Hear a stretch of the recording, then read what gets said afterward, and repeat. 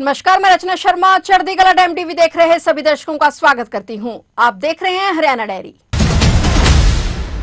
हरियाणा के मुख्यमंत्री नायब सिंह सैनी की अध्यक्षता में हुई मंत्रिपरिषद की बैठक में मानव संसाधनों का सर्वोत्तम उपयोग सुनिश्चित करने, कर्मचारियों की संतुष्टि को बढ़ावा देने, प्रशासनिक दक्षता बढ़ाने और व्यापक जनहित में सार्वजनिक सेवा वितरण को मजबूत करने के उद्देश्य से मॉडल ऑनलाइन सांत्रण नीति 2026 और शिक्षक सांत्रण नीति 2026 को मंजूरी दे दी गई है। ये संशोधित नीतियां पंजाब और हरियाणा उच्च न्यायालय की टिप्पणियों के साथ साथ विभिन्न हितधारकों से प्राप्त फीडबैक पर उचित विचार करने के बाद तैयार की गई हैं। मुख्यमंत्री नायब सिंह सैनी की अध्यक्षता में हुई हरियाणा मंत्रिमंडल की बैठक में हरियाणा पावर सुरक्षा न्यास की दीनदयाल उपाध्याय अंत्योदय परिवार सुरक्षा योजना में संशोधन को मंजूरी प्रदान की गई। मुख्यमंत्री नायब सिंह सैनी की अध्यक्षता में हरियाणा मंत्रिमंडल की बैठक में कई अहम प्रस्तावों पर मोहर लगी। मुख्यमंत्री नायब सिंह सैनी ने हरियाणा निवास में आयोजित एक प्रेस कॉन्फ्रेंस को संबोधित करते हुए यह जानकारी दी। उन्होंने कहा कि हरियाणा को समृद्ध, आत्मनिर्भर और विकसित राज्य बनाने के लिए अगले 20 वर्षों का रोड मैप तैयार किया जा रहा है।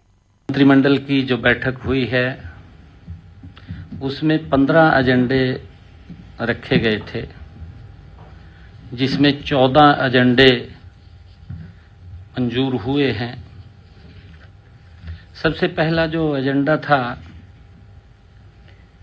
वो मॉडल ऑनलाइन ट्रांसफर पॉलिसी 2026 और टीचर ट्रांसफर पॉलिसी 2026 को मंजूरी दी गई है।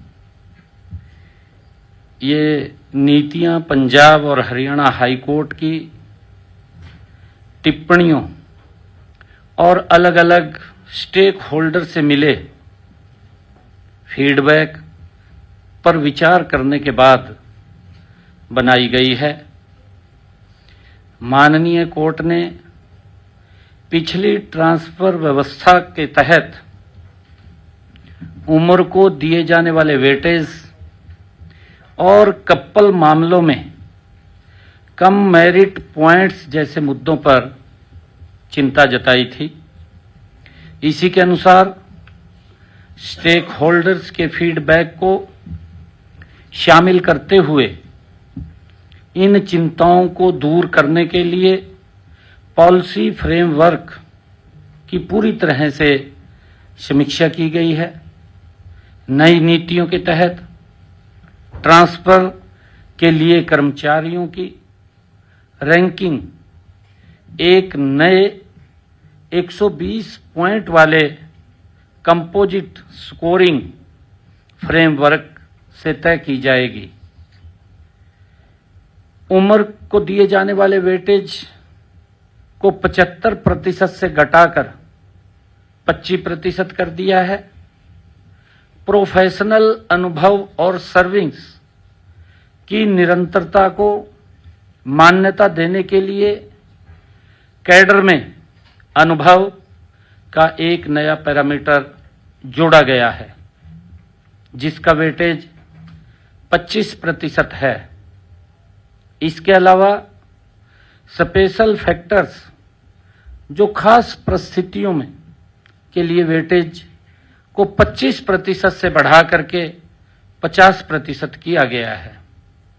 साथ ही गंभीर बीमारियों की लिस्ट में मुस्कुलर डिस्ट्रॉफी, बेसेट रोग और खास अंग प्रत्यारोपण जैसे पैनक्रियाज, बोन मैरो ट्रांसप्लांट को भी इसमें शामिल किया गया है।